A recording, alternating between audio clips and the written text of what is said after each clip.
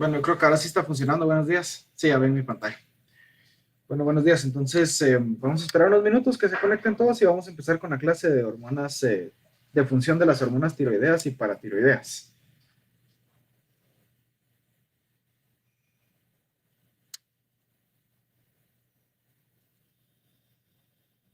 Entonces, vamos a esperar unos minutos que se conecten más personas y empezamos.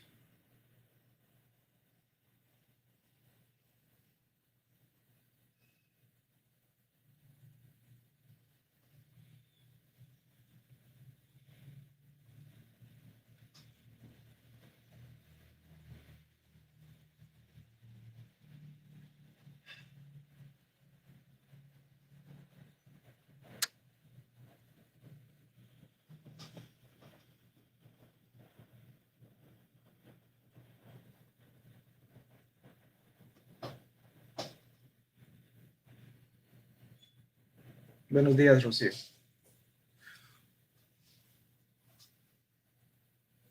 Entonces, en lo que empezamos, les recuerdo cualquier cosa que necesiten, cualquier cosa que no se haya entendido bien, que no me hayan oído, que quieran que lo vuelva a explicar, me avisan acá en los mensajes. Yo estoy pendiente de los mensajes de live y entonces cualquier cosa que necesiten yo me doy cuenta y pues les atiendo. No tengan pena de preguntar. Recuerden que están acá para aprender algo, no para que yo venga nada más a hablar. Entonces, si cualquier duda, ustedes me dicen.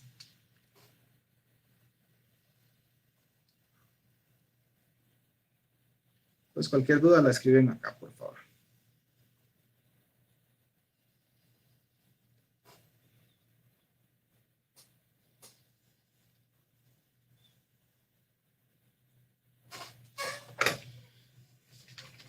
Recuérdense que estas clases, desde hace 2 clases que las estoy dando solo así con pizarrón, se las he estado subiendo a mi canal de YouTube. Entonces, si quieren, se los comparto hacia el final de la clase para que lo puedan buscar. Yo subo las clases, esta la voy a subir hoy en la media tarde o hasta mañana, pero igual estoy seguro que la verán hasta cuando ya vaya a ser el parcial, ¿verdad? Entonces no se preocupen.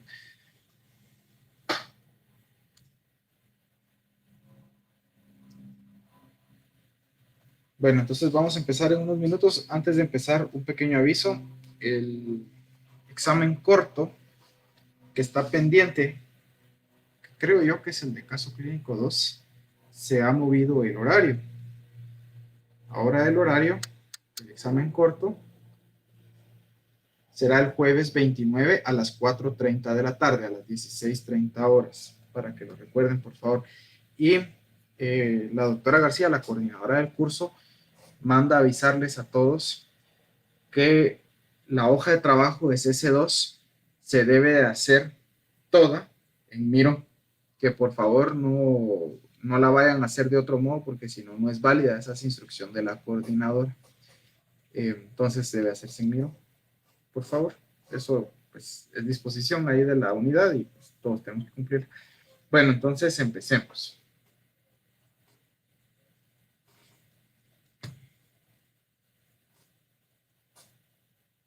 Solo les voy a compartir primero el link de mi canal de YouTube para que puedan ver esta clase cuando la haya subido y puedan ver las otras. Ahí estamos. Bueno, entonces empecemos. Vamos a hablar de fisiología de las hormonas tiroideas y paratiroideas. Entonces, veamos. Voy a borrar esto que escribí acá porque realmente no importa los nombres tanto. Lo que nos interesa es y hablar de esto. Entonces, recordemos que tenemos para todas las hormonas un eje hipotálamo, hipófisis, glandular. Y para el caso de las hormonas tiroideas es un eje hipotálamo, hipófisis, tiroideo. Vamos a empezar hablando entonces nada más de hormonas tiroideas. Entonces, pongamos acá, hormonas tiroideas. Entonces, esto empieza en el hipotálamo. Entonces, acá tenemos el hipotálamo. Y el hipotálamo más o menos tiene esta forma, si ustedes lo recuerdan. Tiene una comunicación, un tallo que se comunica a la hipófisis. Y entonces aquí en el hipotálamo vamos a encontrar un grupo de células Estas células para este eje hormonal son las células del núcleo. Vamos a ponerlo más chiquito. Células del núcleo. Este es el paraventricular. Paraventricular. Y estas células del núcleo paraventricular producen una hormona. La hormona que producen es la... Vamos a ponerla. ¿En qué color ponemos la hormona? Pongámosla en anaranjado. Producen la TRH, que quiere decir hormona liberadora de tirotropina, por sus siglas en inglés, Thyroid Release Hormone. Esta hormona se libera al porta hipotalámico. Entonces acá el porta hipotalámico es un grupo de vasos sanguíneos y estos vasos sanguíneos pues comunican el hipotálamo a través del tallo hipoficiario con la hipófisis, y entonces nos llevan a la TRH, a la adenohipófisis o hipófisis anterior o pituitaria anterior, como le quieran decir, y entonces acá estimularán otro grupo de células. Las células que se estimulan acá en la adenohipófisis son las células tirotropas, también conocidas como tirotropos. Los vamos a poner en amarillo. Las vamos a pintar. Entonces, estas células son, pongámosle su nombre, tirotropos. Y entonces el estímulo de la TRH, de la hormona liberadora de tirotropina, sobre los tirotropos en la adenohipófisis, hace que se libere hacia la sangre. Entonces pongamos acá, ¿hacia dónde se libera? Pues hacia la sangre. Se libera entonces la hormona estimulante de la glándula tiroides. Esa hormona estimulante del tiroides, también conocida como TSH. Pongámosla en... ¿qué color le ponemos? Morado claro.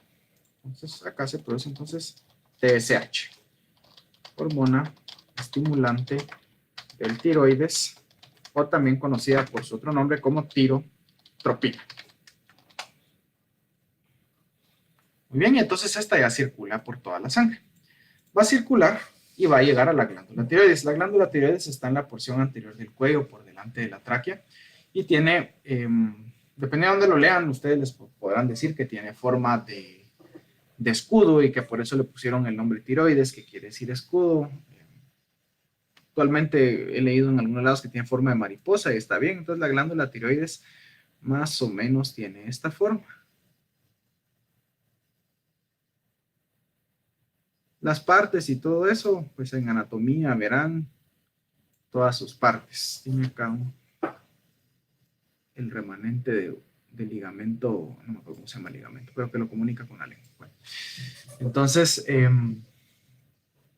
la TSH ahora viene y pues estimulará a la glándula tiroides, como su nombre dice, hormona estimulante del tiroides. Y entonces al estimular a la glándula tiroides, la estimula a producir su hormona, que es hormona tiroidea. Y entonces ahora la glándula tiroides liberará la hormona tiroidea también a la circulación. Entonces acá tenemos la circulación y se libera hacia la circulación. Entonces ahora la hormona tiroidea, que la voy a poner en anaranjado, que serían las dos hormonas tiroideas, que son T3 y T4. Bueno, eso en resumen de todo lo que pasa. Ahora miremos en detalle cómo se van dando todos estos pasos. Entonces, lo que tenemos que ver en detalle es qué sucede, lo que es más complicado, digamos, es qué sucede aquí a nivel de la glándula tiroidea. Entonces, hablemos de la glándula tiroidea y qué sucede adentro de la glándula tiroidea para que se liberen estas hormonas. Solo antes de hablar de cómo se liberan estas hormonas, hablemos de una vez rápidamente, siempre se me olvida hablar de esto, de la retroalimentación negativa. Entonces, la T3 y la T4, ellas dos tienen la capacidad de ocasionar retroalimentación negativa. Entonces, cuando se libera la hormona tiroidea, esta inhibe al núcleo paraventricular del hipotálamo para que produzca menos TRH. Entonces es una retroalimentación negativa. Esto que les intento dibujar acá, entonces es un signo negativo, ¿no? Entonces inhibe de manera negativa y también ocasiona retroalimentación negativa sobre los tirotropos para que produzcan menos TSH. Entonces inhibe la producción de TRH e inhibe la producción de TSH. A su vez, hay un ciclo o un un ciclo de retroalimentación negativa corto también, y es que la TSH a su vez también inhibe la producción de TRH, aunque en mucho menor medida de lo que lo hace la hormona tiroidea. Entonces vamos a dejar solo la hormona tiroidea ahorita como retroalimentación negativa. Entonces, si suben, los niveles de T3 y de T4 de hormona tiroidea, se inhibe la producción de más hormona tiroidea porque se inhibe la producción de hormona liberadora de tirotropina y se inhibe la producción de tirotropina. A su vez, si los niveles de hormona tiroidea T3 y T4 disminuyeran, entonces eso estimularía indirectamente la producción de hormona liberadora de tirotropina y la producción de tirotropina para aumentar la cantidad de T3 y de T4. Y de esa manera, pues se mantiene la homeostasis de hormona tiroidea. Recuérdense, cualquier duda o algo que no se haya ido bien o cualquier cosa, me van diciendo aquí en los comentarios del video y yo los estoy viendo, ¿sí? Entonces, ahora miremos qué sucede adentro de la glándula tiroides para que se produzca la hormona tiroidea. Entonces, tengo yo acá que la glándula tiroides, acá vamos a dibujar de nuevo un vasito sanguíneo, vamos a hacerlo un poco más grande. Entonces, acá en el vaso sanguíneo, pues, está viajando la hormona estimulante del tiroides. Entonces, la tirotropina. Voy a escribir tirotropina porque el texto de ustedes casi solo pone las iniciales y creo yo que eso a veces nos puede confundir. Entonces voy a escribir tirotropina y le voy a poner aquí abajito que es TSH para que ustedes pues recuerden que es ambos. ¿Por qué todo tiene varios nombres? Cuando todo esto se describió, lo describían médicos alemanes, médicos ingleses, médicos franceses, y cada quien le ponía el nombre que quería, y entonces a los libros de hoy han llegado todos los nombres ahí mezclados y por eso todo tiene varios nombres. Entonces, esto llega a la glándula tiroides. La glándula tiroides tiene unas células que son las células foliculares. Tiene células foliculares y células medulares, pero ahorita para producción de hormona tiroidea nos interesan las células foliculares. Entonces voy a dibujar acá una célula folicular de la glándula tiroides.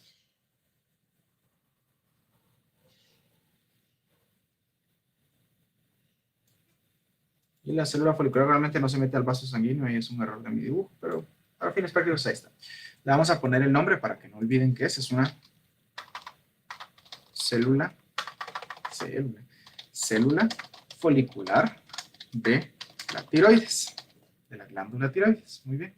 Esta célula folicular de la glándula tiroides, entonces, tiene acá en su membrana celular un receptor de membrana para la tirotropina. Vamos a dibujar aquí en anaranjado.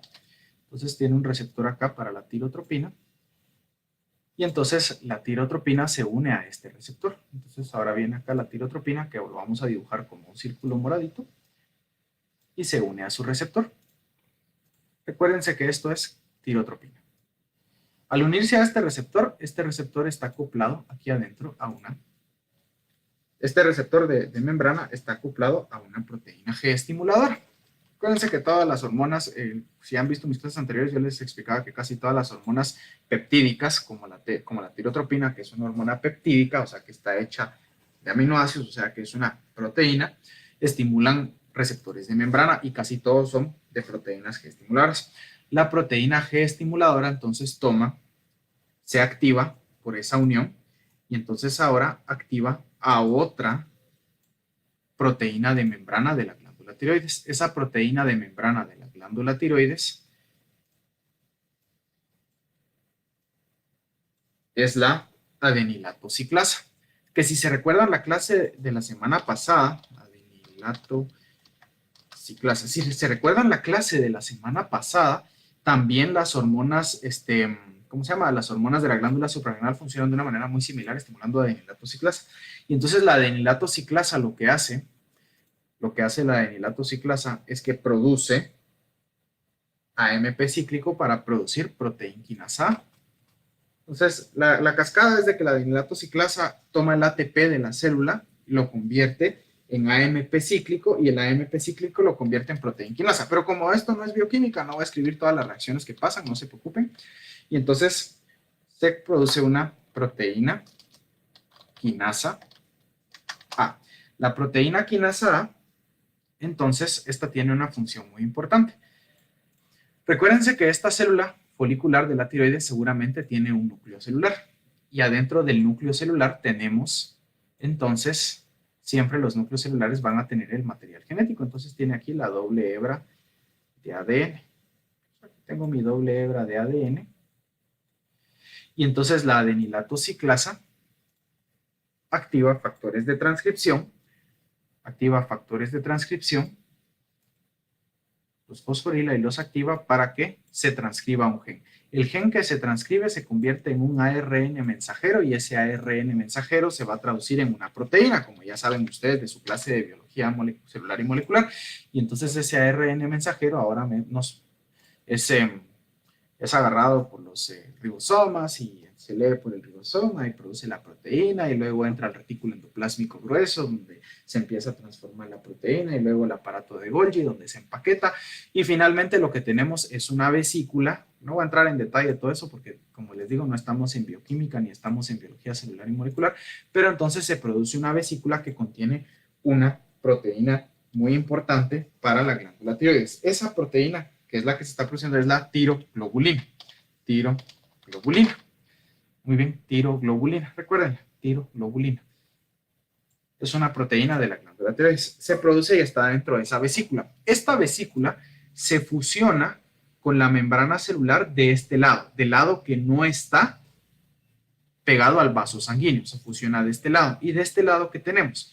Bueno, resulta que todas las células foliculares de la tiroides están dispuestas en círculos y rodean entonces el lumen o la luz de la glándula tiroides. Entonces vamos a sacar la luz de la glándula tiroides. Si quieren verlo en cómo esto funciona, entonces hagan de cuenta que las células foliculares de la glándula tiroides están dispuestas en círculos y alrededor de la glándula tiroides entonces pasan los vasos sanguíneos dejándole la tiroglobulina, la TSH. Entonces tenemos acá que todas las células foliculares están formando estos pequeños circulitos y entonces las células foliculares están aquí hacia afuera. ¿Bien? Tienen acá están, digamos, las membranas celulares entre una célula folicular y la otra y entonces hacia adentro, hacia el centro de la glándula tiroides está la luz, el lumen de la glándula tiroidea. Bueno, entonces hacia aquí, hacia el centro, hacia la luz, es a donde se ha secretado esta tiroglobulina, a la luz de la glándula tiroides. Bueno, entonces, hablemos de la tiroglobulina. La tiroglobulina es una proteína que, si nosotros la fuéramos a descomponer, más o menos se vería algo así. La voy a poner aquí arriba. Se pondría como COO- y este COO- estaría unido a varios aminoácidos porque es una proteína. La mayor cantidad de aminoácidos que tendría esta proteína serían el aminoácido tirosina. Pues acá tendríamos una tirosina, acá tendríamos otra tirosina, acá tendríamos otra tirosina, acá tendríamos otra tirosina, y acá vendrían algunos otros aminoácidos distintos, qué sé yo si es esto no me quedó bien, qué sé yo qué tipo de aminoácido podría ser, cualquier otro aminoácido. Entonces, por ejemplo, aquí tenemos un aminoácido cuadradito, aquí tenemos otro aminoácido cuadradito, aquí tenemos este que tiene forma de rombo, y aquí tenemos, por ejemplo, otra tirosina. Entonces, esta es la proteína de tiroglobulina. Entonces, a lo que voy con esto es que la tiroglobulina tiene una gran cantidad del aminoácido tirosina. Y este aminoácido tirosina es muy importante porque tiene la capacidad de unirse a yodo. Entonces vamos a pintarlos. Entonces, escribámoslo acá. La tiroglobulina tiene una gran cantidad de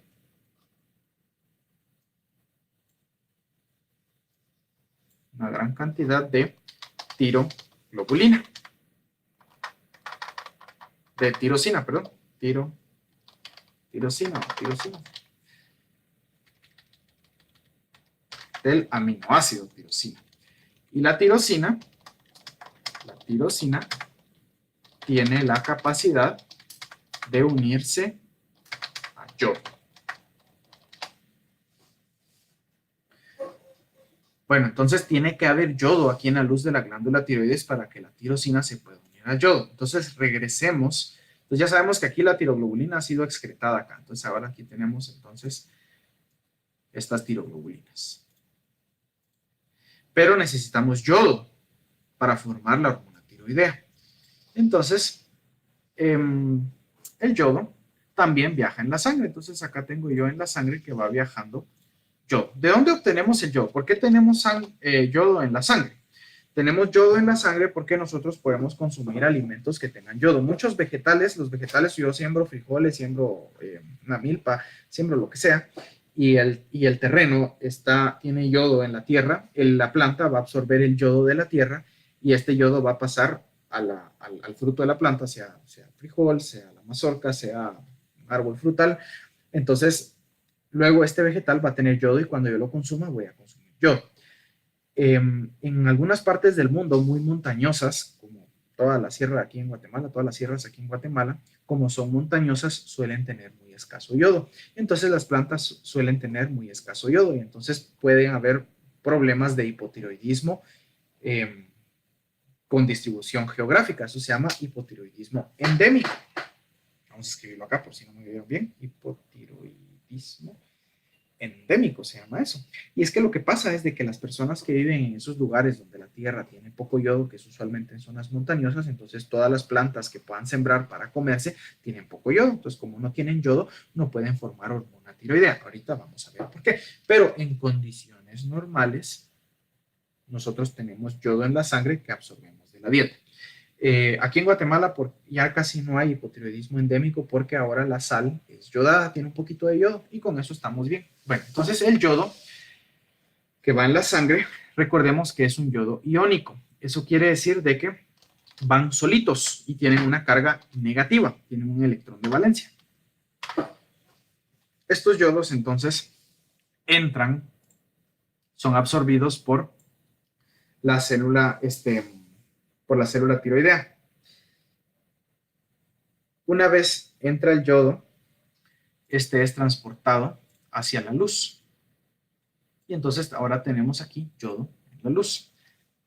Ahora, el yodo no se puede unir solo así porque él quiere y mira ahí a la tiroglobulina y se enamora, misionen, eso no funciona así. Necesitan la ayuda de alguien.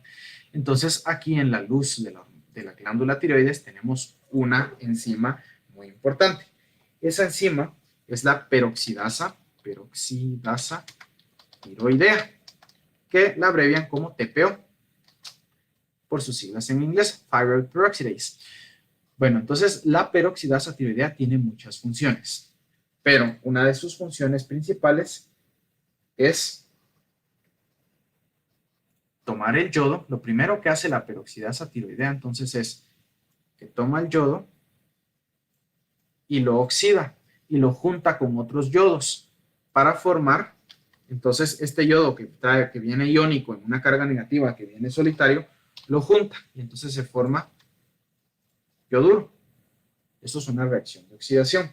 Este yoduro, entonces, gracias también a efecto de la peroxidasa tiroidea, se une a la tiroglobulina, pero no se une a cualquier parte de la tiroglobulina, se une a los aminoácidos de tirosina. Entonces, por ejemplo, aquí está el aminoácido tirosina y la peroxidasa tiroidea le junta un yodo acá, a esta tirosina le junta un yodo acá, a esta tirosina le va a juntar un yodo acá, a esta otra tirosina le va a poner un yodo acá, a esta tirosina va a venir y solo le va a poner un yodo, le va a dejar este espacio libre, a esta le une un yodo arriba y un yodo abajo. Entonces, hace que la tirosina se una a yodo. Algunas tirosinas se saturan de yodo, como estas dos primeras, algunas quedan con un espacio libre, como esta.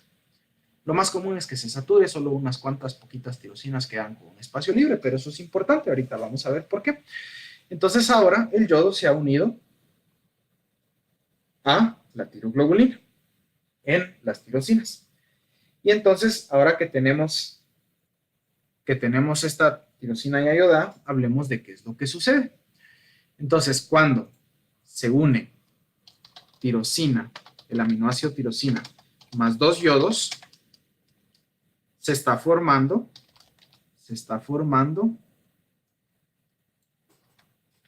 diyodo tirosina. Di2, yodo, yodo, tirosina, tirosina. Tiene una tirosina con 2 yodos. En cambio, si una tirosina se suma con un solo yodo, entonces se está formando monoyodo tirosina. ¿Qué es esto que les he dibujado acá? Entonces, por ejemplo, esta sería, vamos a agarrar, esta está bonita. Esta está bonita. Esto sería una diyodotirosina. Una diyodotirosina. Y esta sería una monoyodotirosina. ¿Por qué? Porque solo tiene un yodo unido. Para que lo puedan ver.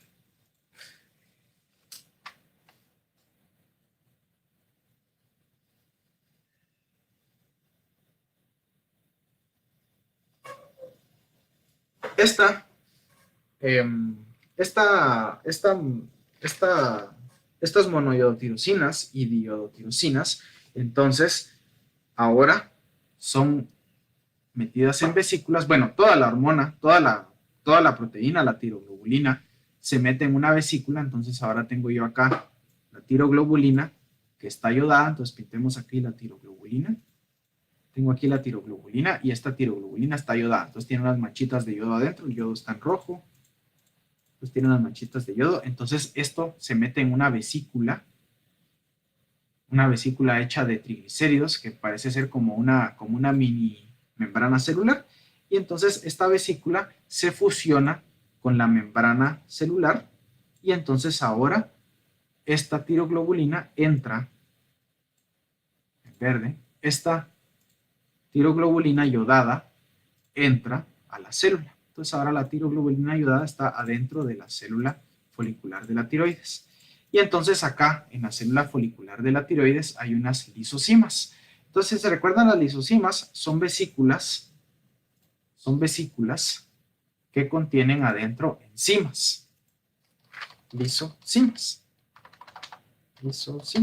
Y entonces esta vesícula lisosomal se fusiona con la vesícula de tiroglobulina y entonces parte de la tiroglobulina y lo único que deja de la tiroglobulina son las tirosinas, las monoyodotirosinas y las diyodotirosinas. Entonces, esto es lo que deja nada más. Lo vamos a poner en chiquito acá. Y estas entonces ahora son empaquetadas en pequeñas vesículas. Entonces, por ejemplo, estas son empaquetadas en una vesícula. Entonces tenemos 2 tirosinas con 4 yodos y estas son empaquetadas en otra vesícula donde tenemos 2 tirosinas y 3 yodos. Entonces, como esto ya empaquetado ya son las hormonas tiroideas. Entonces, por ejemplo, esta que tiene 4 yodos y 2 tirosinas se llama T4 o tetrayodo tirosina. Y esta ya es la hormona tiroidea. Vámonos acá y lo voy a poner en color, ¿qué les parece el color anaranjado para la hormona? Y esta otra que tiene 3 yodos y 2 tirosinas, esta hormona se llama T3 o triyodo tirosina. Y estas vesículas entonces ya son excretadas a la sangre por exocitosis. Estas vesículas se juntan entonces con la membrana celular y salen a la sangre. Entonces ahora a la sangre sale secretada la T3 y la T4. T3 y T4. ¿No se entiende ahí? Vamos a ponerlo acá. Bueno, y entonces ahora ya está la hormona tiroidea en la sangre y puede viajar y tener todas sus funciones. Hasta el momento, muchas. Espero que esto se haya entendido. Si no lo han entendido, escríbanme acá para que les vuelva a explicar o se los clarifique de algún modo. ¿Sí? ¿Les parece? Entonces, cualquier duda me escriben acá, por favor. Recuérdense, sin pena. Entonces, por eso se llama tetrayodotirosina, porque son 4 yodos y 2 tirosinas, y la otra triyodotirosina, porque son 3 yodos y 2 tirosinas. Y todo viene desde cómo la peroxidasa tiroidea junta el yodo con los aminoácidos de la tiroglobulina. Bueno, y entonces ahora hablemos de qué efectos tiene todo esto. Pero antes de hablar de los efectos, fíjense que estas hormonas tiroideas que se secretan no son hidrosolubles. no son hidrosolubles, no son hidrosolubles, o sea que no son solubles en la sangre. ¿Por qué? Recuérdense que no sea hidrosoluble quiere decir que no es soluble en agua. La sangre es líquida porque tiene agua. O sea, si ustedes, por ejemplo, agarran un vaso, echan agua y le echan polvo y lo mueven, se hace leche. La sangre es algo similar. Agarran agua, le echan todas las células, todas las proteínas de la sangre, lo mueven y tienen sangre. Entonces, como no son hidrosolubles estas hormonas tiroideas, entonces no son solubles en la sangre. Eso quiere decir que no pueden viajar solas. Necesitan ser transportadas. Entonces, se necesita de una proteína que las transporte en la sangre. Entonces, pongamos acá, necesitan una proteína que las transporte. ¿Qué proteína las transporta entonces? Principalmente viajan unidas a la globulina fijadora de tirosina o globulina fijadora de hormona tiroidea. Esta globulina, para que ustedes sepan, es producida en el hígado. Siempre que hablemos de una hormona, de una proteína que esté dando vueltas en la sangre, casi siempre está producida en el hígado. Casi todas las proteínas del cuerpo son producidas en el hígado. Y una pequeña parte de T3 y T4 va a viajar unido a la albúmina, que es la principal proteína sérica del ser humano. Gracias, Joaquín. Entonces, recuérdense, T3 y T4 no son hidrosolubles, por lo tanto, no se pueden mover libremente en sangre, entonces necesitan una proteína de transporte y esa es la globulina fijadora de tirosina, que es producida en el hígado. Y entonces, para fines prácticos, digamos que esto se vería algo así. Entonces, yo tengo acá, digamos, adentro del vaso sanguíneo, tengo yo acá la tiroglobulina, la globulina fijadora de tirosina, y unido a ella, va viajando acá, ya sea una T3 o una T4. Una T3 o una T4. Y esto que está acá, en moradito, entonces es la globulina fijadora de tirosina, que usualmente por sus siglas en inglés le ponen TBG, Tyrosine Binding Globulin. Lo vamos a resaltar acá para que ustedes entiendan que esto es esta cosa.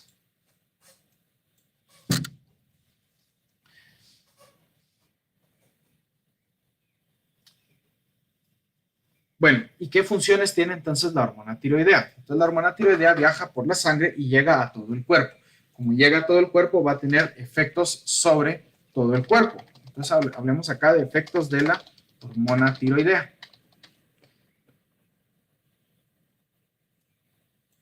Entonces empecemos. Tiene efectos en casi todos los tejidos del cuerpo, pero en casi todos funciona de una manera muy básica. Entonces, empecemos hablando en términos generales de cómo afecta a todas las células. Entonces, acá tengo yo un vaso sanguíneo. El vaso sanguíneo, entonces, va transportando la T3 y la T4 unidas a su tiroglobulina, pero acá, para simplificar, solo voy a escribir T3 y T4. Aunque ya saben ustedes que no viaja sola, sino que viaja unida a la globulina fijadora de tirosina. Bueno, entonces esto es entregado a los tejidos. Entonces esto llega a un tejido, el que sea. Entonces la mayoría de células del cuerpo responden de esta manera a la hormona tiroidea. Entonces aquí tengo una célula, la célula que ustedes quieran, del hígado, del corazón, del riñón, del hueso, del músculo, el que ustedes quieran. Entonces, usualmente la hormona que más se produce en la glándula tiroides, la más común de las dos, es la T4. Eso quiere decir que la mayor cantidad de hormona que está viajando es T4 y solo se produce un poquito de T3. Fíjense que de las dos, la más potente es la T3. T3 es más, tiene una potencia más fuerte de efecto, entonces tiene más potencia. Y la T4, la T4 es una forma, digamos, relativamente inactiva. Pero la T4, entonces, cuando llega a los tejidos, esta T4, entonces la T4 entra a la célula y la T4 es activada adentro de las células. Casi todas las células del cuerpo entonces tienen una enzima que se llama, bueno, aquellas células que van a ser afectadas por la glándula tiroides, que se llama 5' de iodinasa. No voy a entrar a la bioquímica de esto, pero para que ustedes sepan, lo que hace prácticamente es convertir la T4 en T3. Entonces ahora la T3 es convertida en las células periféricas en T3 y ya es activada. La T3, ¿cuáles son sus efectos? La T3 toma el núcleo celular, entonces acá está el núcleo celular, donde está, ustedes ya saben que está acá adentro está el ADN, el material genético, con su doble hebra, asumiendo que es un ADN eso, y entonces la T3 toma y activa factores de transcripción. Eso quiere decir de que estimula la síntesis de ARN y por lo tanto estimula la síntesis de proteínas. Entonces se produce ARN mensajero, vamos a ponerlo ARN mensajero, y el ARN mensajero produce proteínas. ¿Qué proteína es la que produce? Bueno, fíjense que produce una proteína que viene y migra a la membrana celular y se aloja acá. La proteína que principalmente se estimula por la T3 es la producción de la bomba sodio, potasio, ATPasa, si recuerdan su primera clase de fisio del año. Y recuérdense que entonces esta bomba lo que hace es bombear potasio hacia adentro, sodio hacia afuera y gastar ATP. Entonces todas las células del cuerpo empiezan a expresar una gran cantidad de bomba sodio, potasio, ATPasa. Eso hace que se empiece a gastar una gran cantidad de ATP. Entonces aumenta el gasto de ATP. Si ustedes se recuerdan sus clases de biología celular y molecular, ¿de dónde viene el ATP?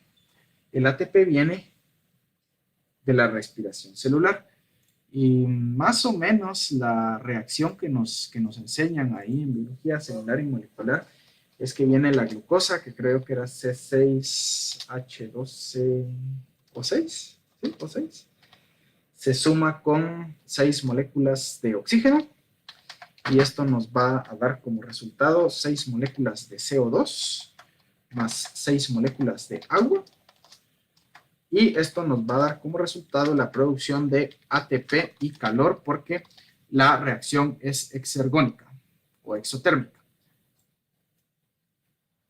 Entonces, cuando aumentamos el gasto de ATP, a la vez estamos induciendo el aumento de la producción de ATP.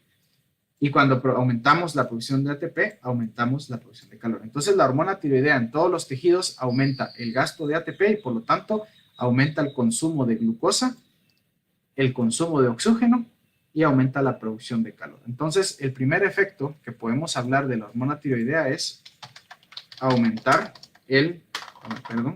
la tasa metabólica basal de las células. En otras palabras, las hace consumir más glucosa para producir más ATP y más calor.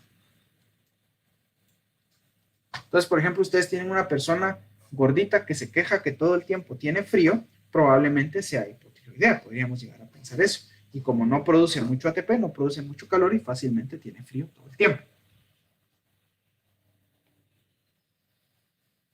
Eso es en las células, pero tiene otros efectos. Tiene entonces efectos netamente, aquí les voy a escribir en dónde, en el hígado, en el corazón, en los músculos, en el tejido adiposo, en los huesos, en el sistema nervioso central y en la piel. O sea que en casi todos los tejidos va a tener. Y bueno, ¿cómo son todos estos efectos? Entonces hablemos rápidamente de cada uno, así bien rápido. Hablemos del hígado. Tengo yo aquí el hígado. Y entonces cuando la T3 y la T4 llegan al hígado, recuérdense que la que más va a llegar va a ser T4. Y entonces cuando llegue T4 va a ser convertida en T3 en los tejidos. Pero hablemos de que llegan las dos, así para simplificar. Entonces llegan las dos hormonas al hígado. Y entonces en el hígado van a hacer que se aumente la glucogenólisis. O sea, estimula que el glucógeno que está guardado en el hígado, glucógeno, pase a glucosa. Esto se llama entonces glucogenólisis. A su vez, tiene otro efecto aquí en el hígado. Aumenta la gluconeogénesis. Eso quiere decir que agarra el glicerol de las grasas, los aminoácidos y el lactato y produce glucosa a partir de ellos.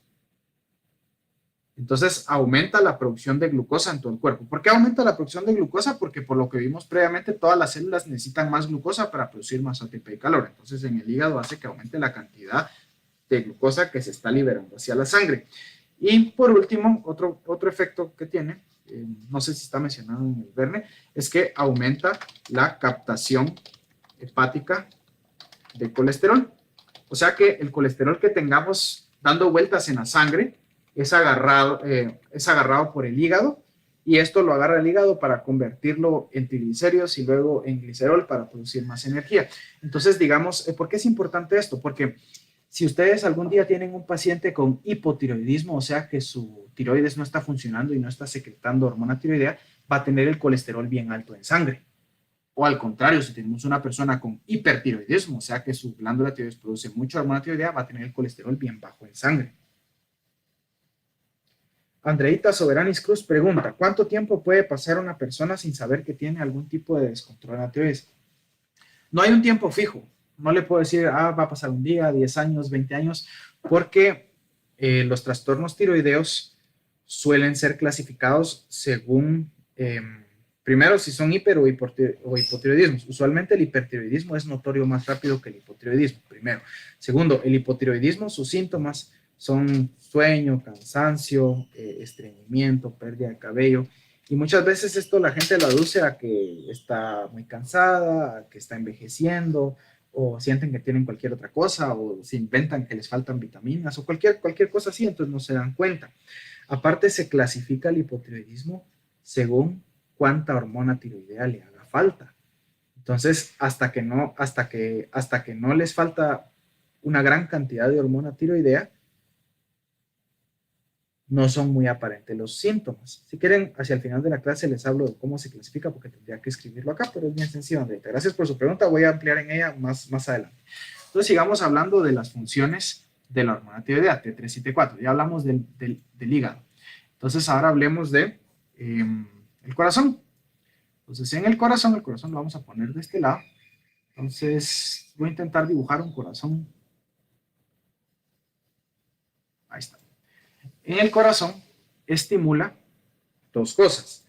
Primero, estimula a los miocitos del corazón, o sea, las células musculares, miocitos. Estimula a los miocitos, entra la hormona tiroidea, la T4 se convierte en T3 y la T3 llega al núcleo celular del miocito y hace que el núcleo celular produzca más receptores beta 1. Si ustedes se recuerdan, los receptores beta 1 son los que se estimulan por adrenalina y noradrenalina. Entonces, como el miocito cardíaco ahora tiene más receptores beta 1, la adrenalina y la adrenalina circulante del cuerpo estimulan más el corazón, y la estimulación beta 1 del corazón aumenta la fuerza de contracción. Entonces, al aumentar la fuerza de contracción del corazón, aumenta la presión arterial y el gasto cardíaco. El gasto cardíaco es la cantidad de sangre que se bombea. O sea, se bombea más sangre. Como no hemos visto fisiología cardíaca, eso lo vamos a ver más adelante. Entonces, eso en los miocitos. Pero el corazón, aparte de miocitos, tiene células de conducción eléctrica, que vamos a ver en fisiología del corazón. Entonces, tiene células eléctricas. Estas son las que llevan el ritmo del corazón. ¿Cómo el corazón sabe cuántas veces latir en un minuto? Porque están estas células de conducción eléctrica. Y entonces, estas también producen, gracias al estímulo de la T3 y la T4, bueno, de la T3 principalmente, producen más receptores beta 1 también, pero el receptor beta 1 en la célula de conducción eléctrica, la célula de conducción eléctrica no se contrae. Entonces, lo que pasa cuando la célula de conducción eléctrica tiene más receptores beta 1 es que la adrenalina y la noradrenalina la estimulan a despolarizarse más rápido. Entonces, aumenta la frecuencia cardíaca. Esto es a nivel del corazón, lo vamos a poner de este lado. Muy bien, eso sería de efectos en el corazón. Hablemos de efectos en otro tejido, hablemos de efectos en el sistema nervioso central. Entonces, asumamos que esto que les dibujo acá es un cerebro. Asuman que es un cerebro, muchachos. Le vamos a escribir cerebro porque no parece un cerebro. Y entonces, ¿qué sucede en el cerebro? Entonces viene ahora el cerebro y el sistema nervioso central, y las neuronas aumentan su cantidad de dendritas ¿Mm? También aumentan la cantidad de conexiones sinápticas y también estimula a los oligodendrocitos a producir más mielina. Entonces, en el sistema nervioso central aumenta la cantidad de dendritas, aumenta la cantidad de botones terminales sinápticos en los axones y aumenta la cantidad de mielina. En otras palabras, aumenta todas las funciones del sistema nervioso central. Esto es muy importante en niños chiquitos, porque digamos, nace un bebé y el estímulo de sus hormonas tiroideas es el que hace que su cerebro madure adecuadamente, que haga todas sus conexiones y que tenga un adecuado desarrollo del sistema nervioso central. Entonces, por ejemplo, si tenemos un niño hipotiroideo por alguna razón, este niño no va a lograr hacer todas sus conexiones sinápticas, no va a mielinizarse bien y efectivamente puede llegar a tener un retraso psicomotor. Por lo tanto, parte del tamizaje que se le tiene que hacer a todos los niños que nacen es hacerle hormonas tiroideas. Porque, digamos, si tiene un déficit de hormonas tiroideas, no va a tener un buen desarrollo. Continuemos. Tiene entonces, les dije también, efectos en el hueso. Entonces, hablemos aquí del hueso. Voy a intentar dibujar un hueso. Entonces, hueso largo, dirían los anatomistas. Ahí está. Entonces, en el hueso lo que hace es que, recuérdense que el hueso, si ya vieron hueso en histología, si no lo han visto, yo les adelanto ahorita. En el hueso tenemos dos tipos de células principalmente. Osteoblastos que producen hueso y osteoclastos que absorben hueso. Bueno, la hormona tiroidea lo que hace es que aumenta la actividad de ambos. No de uno ni de otro, sino que aumenta la actividad de ambos. ¿Por qué quisiéramos aumentar la actividad de ambos? Bueno, pensemos en ese niño que les digo que está creciendo. Cuando los niños están creciendo, los huesos crecen, esto lo van a ver, no sé en qué grado lo vemos, pero los huesos crecen acá, en las epífisis. Entonces, este tejido epificiario necesita una actividad de osteoclastos que destruyen hueso para ir absorbiendo las células viejitas y mucha actividad de osteoblastos para ir produciendo más células para que el hueso se estire y entonces efectivamente el niño crezca. Esas dos flechas no me salieron bonitas, las voy a volver a hacer. Entonces, de esa manera, pues el niño crece. Entonces, de igual manera, un niño con hipotiroidismo se quedaría con una estatura corta, por ejemplo. De igual manera, cuando un adulto tiene alguna fractura o una lesión en el hueso, su actividad de hormona tiroidea hace que se reabsorban todas las células lesionadas con la fractura, gracias a la actividad osteoclástica aumentada, y se produzca nuevo hueso, gracias a la actividad osteoblástica aumentada. Entonces, por ejemplo, un paciente adulto con una fractura que no sana bien probablemente sea hipotiroideo. Entonces, eso es importante para ustedes que vayan a ser traumatólogos y miren huesos. Si su paciente es hipotiroideo y no está bien controlado, el hueso no le va a pegar y aunque ustedes lo operen y le pongan clavos y lo que sea, no va a mejorar. Importante saberlo, o cuando roten por trauma, ¿no? Pero vayan pensando más. No piensen tanto en sus rotaciones hospitalarias en 2 años, sino en su carrera dentro de unos 6, 8 años, ¿verdad? Bueno, tenemos otra actividad de la hormona tiroidea y esta es sobre las células adiposas. Entonces recuérdense que los adipocitos son así gorditos y estos adentro, los adipocitos, lo que tienen adentro son triglicéridos. Recuérdense que el triglicérido entonces es un glicerol unido a 3 ácidos grasos libres. La actividad de hormona tiroidea hace que aumente la expresión de lipasas. Entonces, la T3 y la T4 aumenta las lipasas. Las lipasas son enzimas que lo que hacen es degradar los triglicéridos en glicerol y ácidos grasos libres. Entonces, ahora se produce glicerol y ácidos grasos libres. Ácidos grasos libres. Esos gliceroles y esos ácidos grasos libres se liberan a la sangre y viajan al hígado, donde son usados como sustrato para la gluconeogénesis. Entonces, hagamos un resumen, así bien fácil. Hagamos un resumen de todas las funciones y toda la síntesis de hormona tiroidea. Entonces, miremos. ¿Qué les parece? Vamos desde el principio, desde la primera cosa que sucede.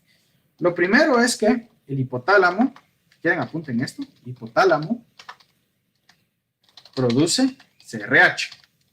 Ya saben ustedes que en las células del núcleo paraventricular, creo que les dije. Sí, del paraventricular. Lo segundo que sucede, entonces ahora, es que la adenohipófisis produce TSH, o el otro nombre de la TSH que les dije es tiroglobulina, sí, tiroglobulina. Luego, la TSH estimula a la glándula tiroides a producir tiroglobulina. Entonces, la glándula tiroides produce tiroglobulina. Específicamente de la glándula tiroides son las células foliculares. Entonces, pongamos acá células foliculares tiroideas.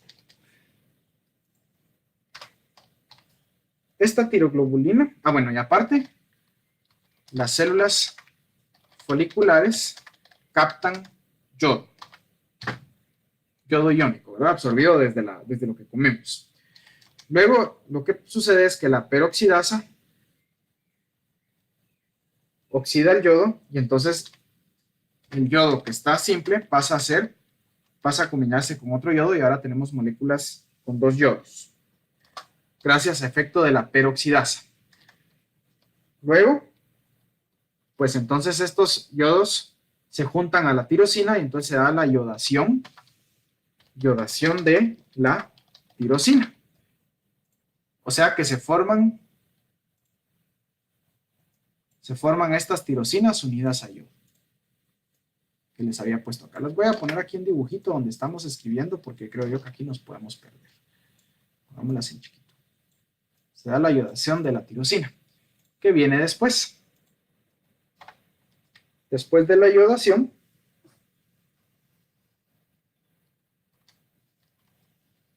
se absorbe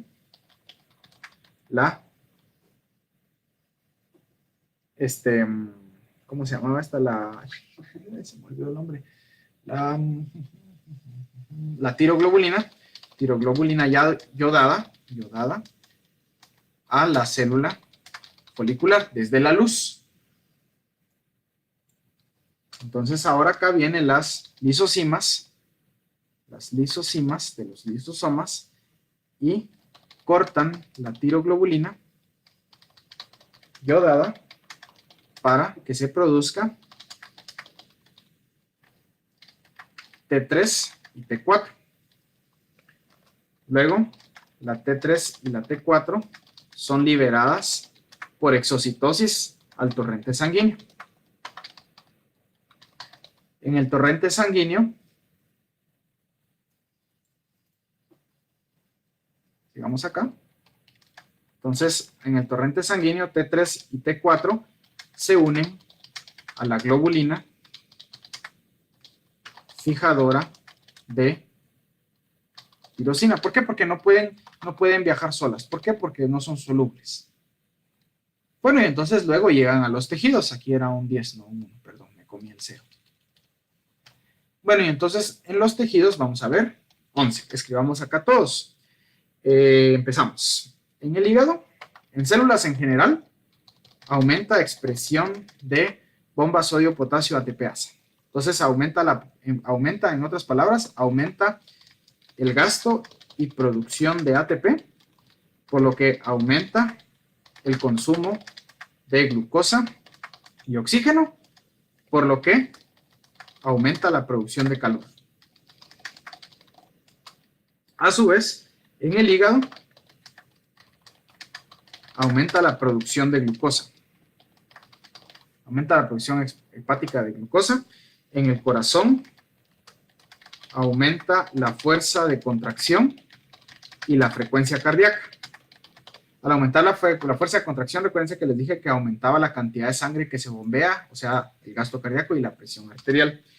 En el sistema nervioso central, aumenta las conexiones sinápticas, aumenta la cantidad de sinapsis y de mielina. En el hueso, aumenta la actividad de las de los osteoblastos y los osteoclastos. Entonces, supongamos aumenta la actividad de las células óseas. En tejido adiposo, aumenta la lipólisis. Esto con el fin de aumentar gluconeogénesis en el hígado. Me faltaron dos tejidos, aquí se los digo de una vez. En el músculo aumenta al mismo tiempo el catabolismo y el anabolismo de proteínas. O sea, aumenta la producción y la destrucción de proteínas en el músculo. Al final es neto. Es un poquito más fuerte el aumento de catabolismo, un poquito más fuerte que el del anabolismo. En otras palabras, se destruye un poco más de proteínas de las que se forman. Esto es importante porque cuando tengan una persona con hipertiroidismo, con mucha función de la hormona tiroidea, entonces estas personas suelen perder masa muscular y se ponen delgaditas. Luego del músculo tenemos otro tejido que no les dije, es la piel. Y entonces en la piel aumenta la producción de sudor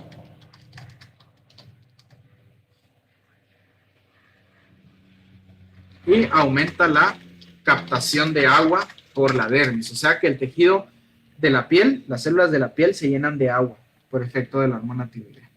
Entonces una persona, digamos, con disminución de hormona tiroidea tiene una piel seca y delgadita porque no tiene agua y no suda. Entonces, esos son todas las funciones de hormona tiroidea, cómo se produce, dónde se sintetiza y por qué se sintetiza. Bueno, entonces eso nos cubre la clase, los efectos de hormona tiroidea. Ahora hablemos de hormona paratiroidea, que es mucho más corta, ¿sí? Voy a abrir otro pizarrón. Estos esquemas, si quieren que se los envíe, me pueden escribir un correo a mi correo institucional y yo se los mando. Pero antes de terminar, hablemos brevemente ahora de hormona paratiroidea. Esto es otra cosa, mucha. Nada que ver, casi nada que ver con la hormona tiroidea, ¿sí? Esto es otro animal. Entonces, la hormona paratiroidea es producida ¿por quién? Por la glándula paratiroides. ¿Dónde está la glándula paratiroides? Si ustedes recuerdan, yo les dije que en el cuello, adelante de la tráquea, tenemos la glándula tiroides, que tiene forma de escudo, decían los anatomistas de antes, con su gran imaginación, y hoy en día yo le veo más forma de H o de mariposa, tal vez. Bueno, resulta que la glándula tiroides tiene 4 glándulas a los laditos. Son las glándulas paratiroides. Son 4 chiquititas.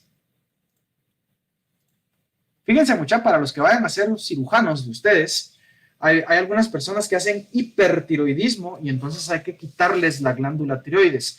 Bueno, les tienen que enseñar a hacer bien esta cirugía porque cuando quitan la glándula tiroides tienen primero que quitar las glándulas paratiroides y sembrarlas en el músculo que está a la par, en el músculo esternocleidomastoideo. Híjole, ¿ahora qué pasó? ¿Qué hice?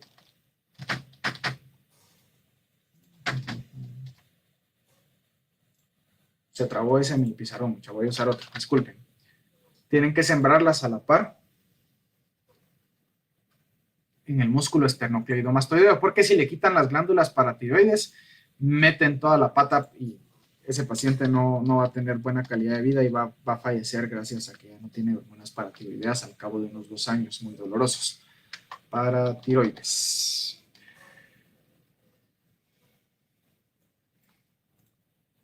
Entonces, veamos, tengo acá la glándula tiroides. Disculpen, no sé qué pasó ahí con mi pizarrón. Entonces les había dibujado aquí a los lados las 4 glándulas paratiroideas. Entonces recuérdense, cuando las quitan las tienen que sembrar a la par en el músculo esternocleidomastoideo para que no le vayan a hacer un mal al paciente. Pero bueno, eso ya se sale de la clase. Entonces sigamos. ¿Qué estaba yo? Ah, sí. Entonces, ¿qué produce la glándula paratiroides? Bueno, la glándula paratiroides produce paratohormona, que la abrevian como PTH. PTH. La glándula, la paratohormona, su función es regular el metabolismo del calcio. Les prometo que es muy sencillo. El libro lo explica de una manera un tanto complicada, pienso yo, pero es muy sencillo.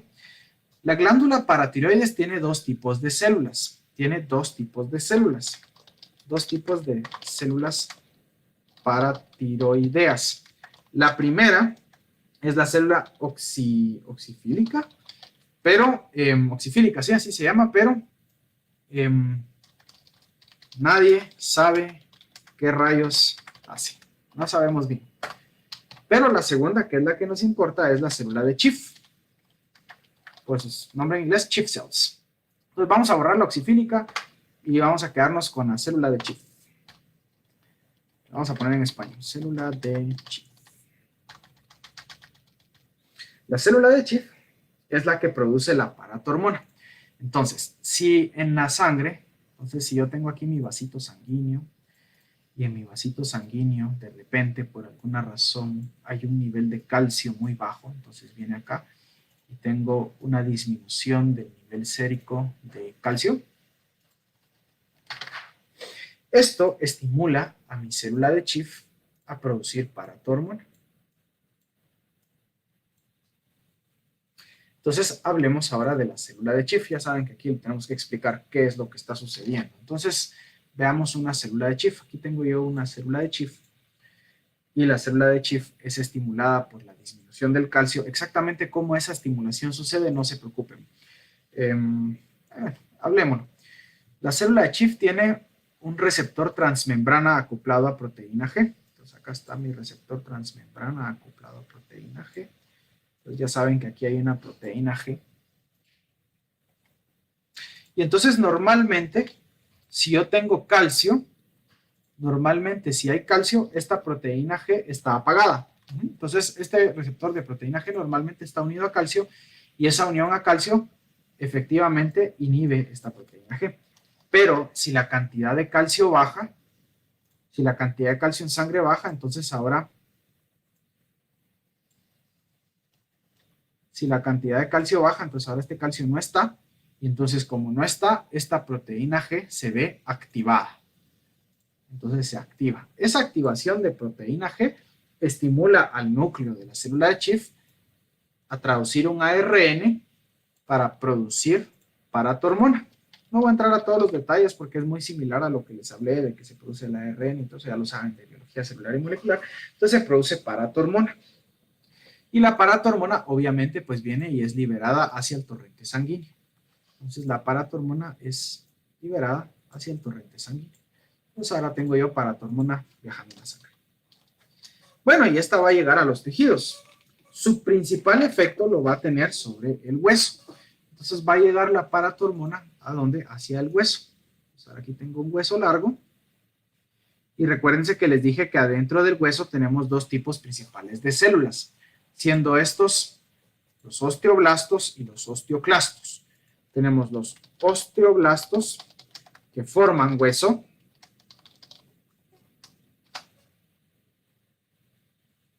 y tenemos los osteoclastos los vamos a poner en otro color, los vamos a poner en amarillo.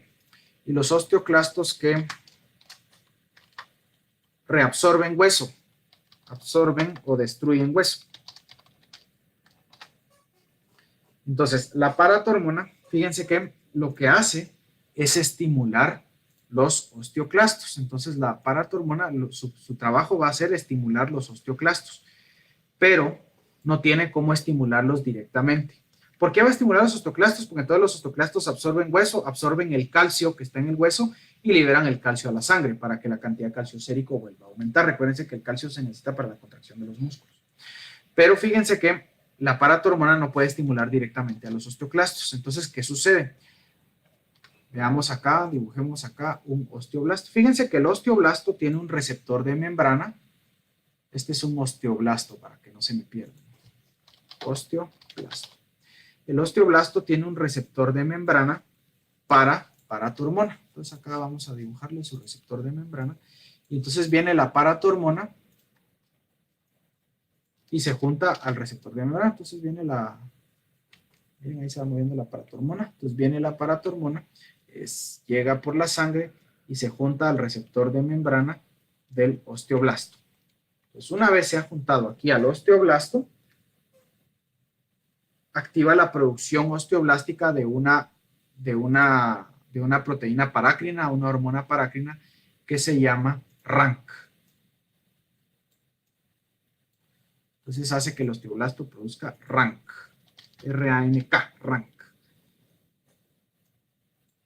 El RANK es una hormona paratiroidea. Entonces el RANK viaja y se une al osteoclasto. Entonces aquí a la par tengo a la célula osteoclástica, al osteoclasto.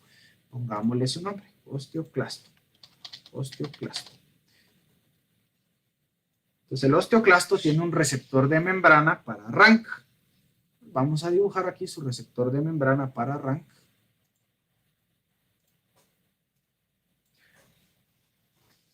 Y entonces cuando RANK se une al receptor de membrana del osteoclasto, el osteoclasto aumenta su actividad. Entonces aumenta su actividad. ¿Cuál es la actividad del osteoclasto? Bueno, él trabaja por dos enzimas principalmente. Sus dos enzimas son la fosfatasa ácida y la catepsina K. No sé si los menciona el libro, pero los menciono, no, escribámoslo acá. Catepsina K y la fosfatasa ácida. Pero independientemente, sin importar cómo se llamen las enzimas, no importa mucho cómo se llaman, lo que hacen es aumentan la destrucción de mineral óseo.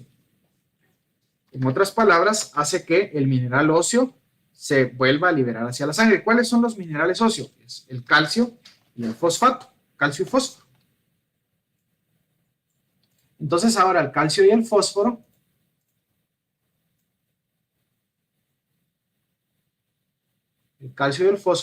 son liberados del hueso y llevados hacia el torrente sanguíneo. Entonces ahora aumenta la cantidad de calcio y la cantidad de fosfato o fósforo en el torrente sanguíneo.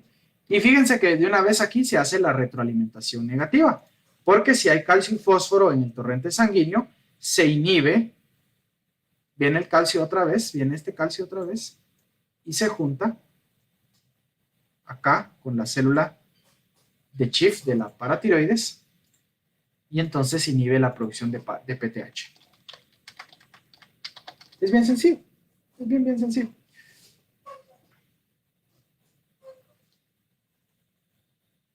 Hay otros dos efectos de la paratormona. ¿Cuáles son esos dos efectos de la paratormona? Bueno, miremos así bien rápidamente. Tiene otros dos efectos, aparte de en el hueso. Tiene el efecto de aumentar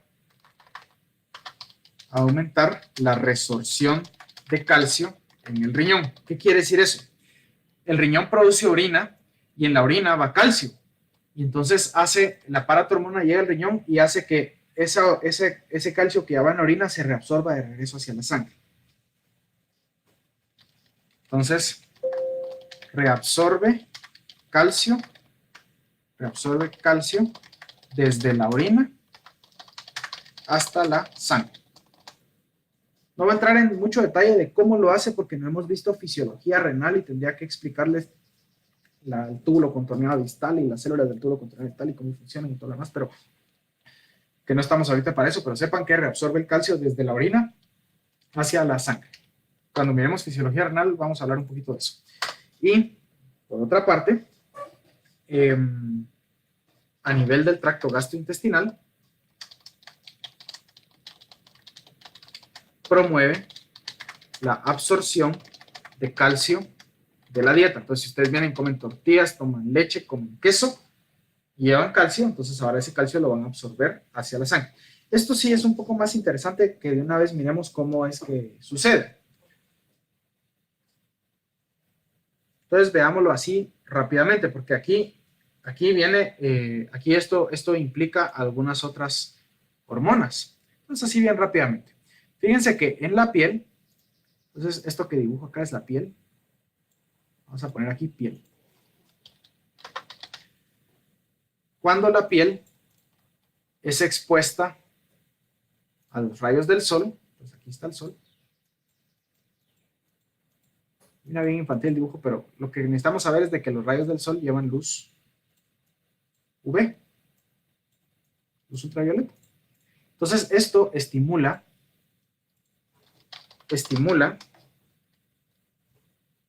que el 7 de hidrocolesterol se transforme en colecalciferol en la piel. Lo que estimula esta conversión de 7 de hidrocolesterol a colecalciferol es los rayos UV del sol.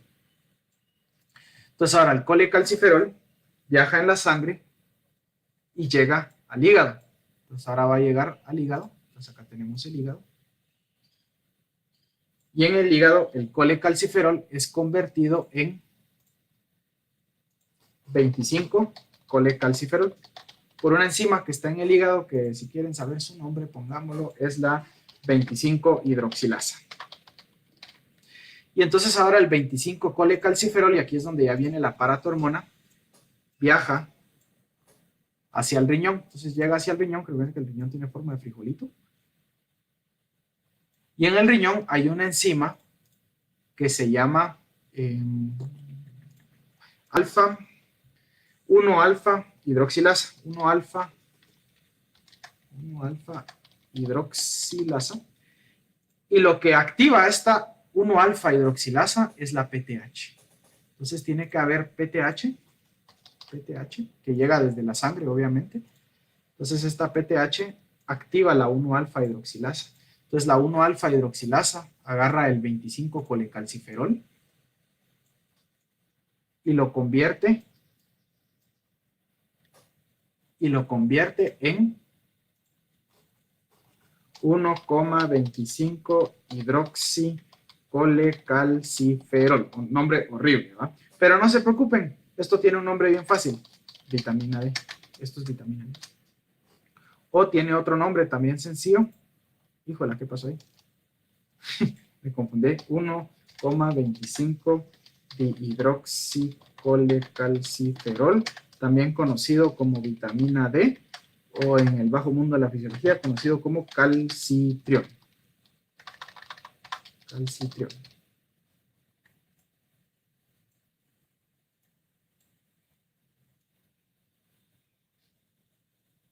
Ahí se ve.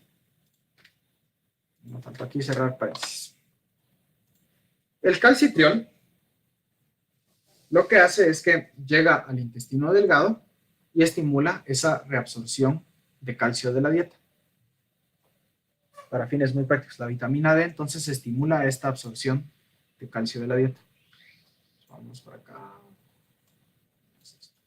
Entonces, eso es el resumen. Eso es el resumen de hormona paratiroidea. Muy bien, dos cosas que no mencioné en la clase antes de terminar rápidamente. Hablando de hormonas tiroideas, regresando a hormonas tiroideas, se me olvidó mencionarles, estaba recordándome que se me olvidó mencionarles dos cosas que están, creo que una de estas dos cosas está brevemente en su texto. Ahorita terminamos la clase. La primera de esas dos cosas que está en su texto, bueno, una de las dos que les voy a decir está en su texto, la primera es el efecto de Wolff-Chaikoff. Entonces escribámoslo acá. Efecto de Wolff-Chaikoff. El efecto de Wolff-Chaikoff es un sistema de retroalimentación negativa en el cual la síntesis de T3 y T4 se ve inhibida si se consume mucho yodo. Entonces, si vengo yo y como una gran cantidad de yodo, mucha comida muy rica en yodo, por ejemplo, o mi comida estaba contaminada con mucho yodo, por ejemplo, entonces va a venir mi glándula tiroidea y va a decir, no, ya hay mucho yodo, entonces hay que parar la producción de hormona tiroidea porque si no me va a dar un hipertiroidismo. Eso es el efecto Wolff-Chaikoff, es fisiológico, pero esto tiene una función importante. Fíjense que, por ejemplo, cuando se va a operar a una persona porque tiene hipertiroidismo, tiene una tiroides que está funcionando demasiado, hoy en día se le dan medicamentos para disminuir la síntesis de hormona tiroidea, pero antiguamente lo que hacían los médicos, lo que hacíamos, es que le dábamos al paciente una dosis bien alta de yodo unos días antes de la cirugía para que su glándula tiroides se apagara y fuera más fácil operarla, porque entonces sangra menos, porque está produciendo menos hormona tiroidea. Y el otro efecto que yo creo, no lo vi mencionado, es el fenómeno que es, digamos, el reverso del efecto Wolff-Chaikoff, es el fenómeno de Jod-Basedow, si lo quieren anotar. Jod-Basedow, Jod quiere decir yodo en alemán, y Basedow fue el doctor que lo escribió. Y esta es una hiperfunción tiroidea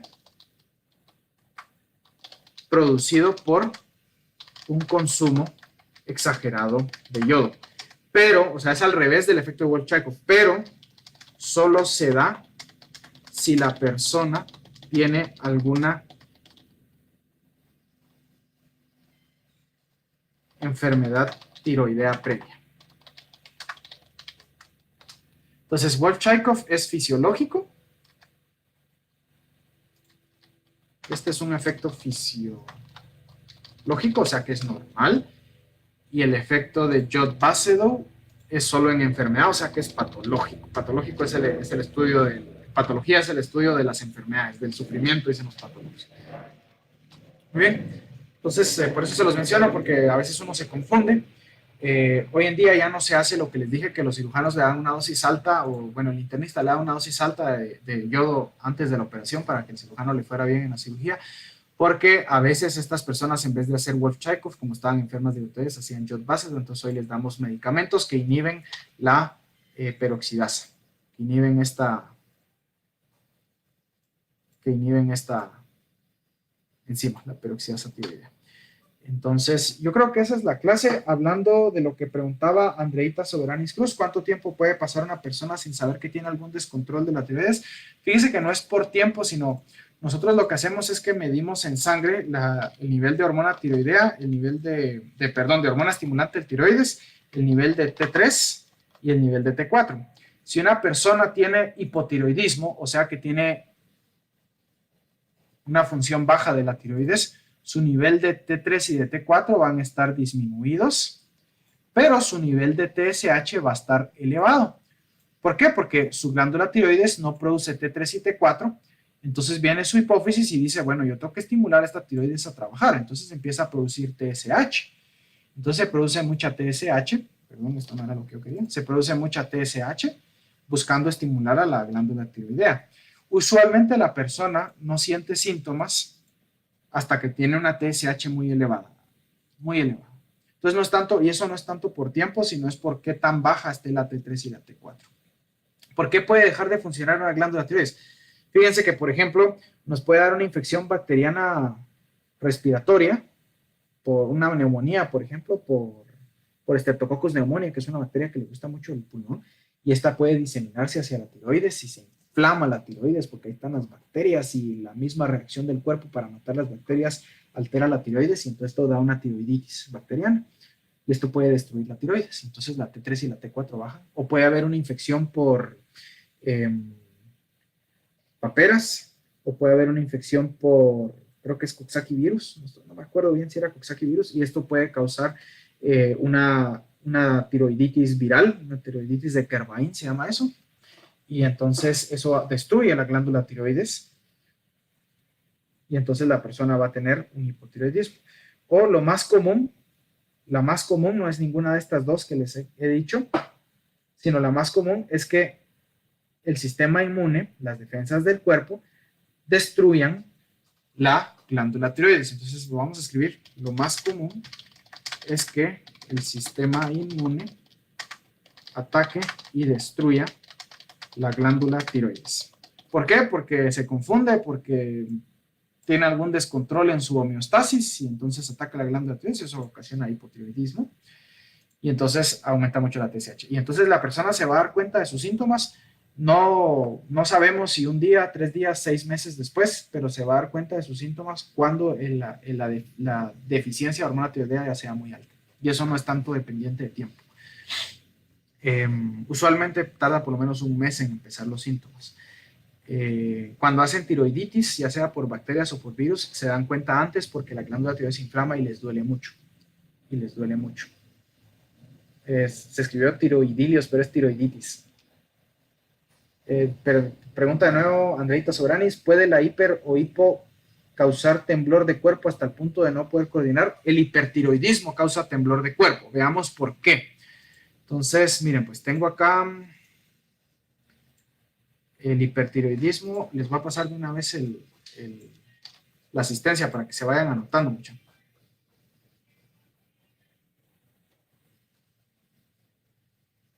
Entonces, ¿por qué el hiper o hipotiroidismo? No logro abrir los mensajes acá. Lo voy a pasar a mi correo. Si ustedes se recuerdan, yo les decía que a nivel del sistema nervioso central,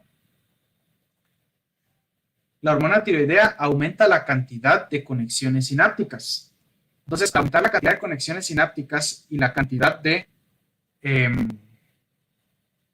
mielina, las células, las neuronas motoras del cerebro ahora están más conectadas con las células motoras de la médula espinal, con las neuronas motoras inferiores.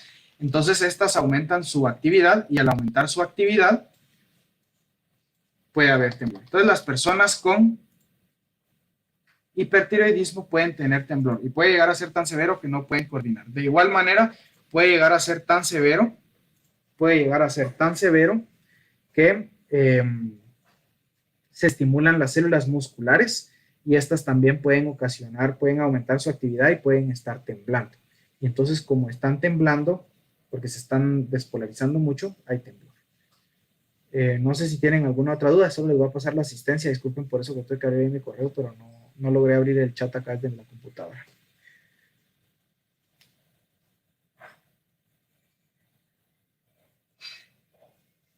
Entonces, aquí está la asistencia para que la llenen.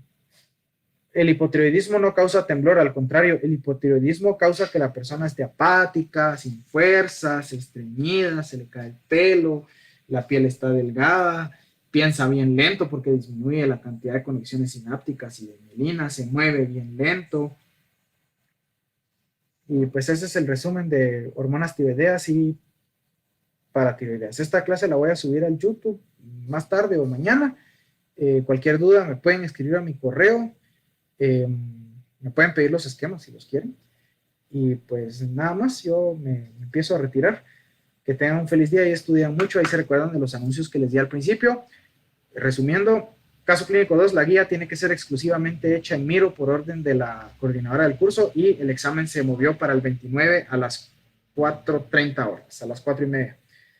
Antes de irme dice Alex, en cuanto a las concentraciones séricas de calcio y fosfato, en el libro menciona 2 valores diferentes. Mándemelo por correo, Alex, y así miramos, porque puede ser que las dimensionales estén distintas o algo. Mándeme las páginas, así lo reviso, y si encontramos ahí, hacemos una aclaración a través del Facebook del área de fisiología para que todos lo puedan ver. Gracias, Alex, por darse cuenta.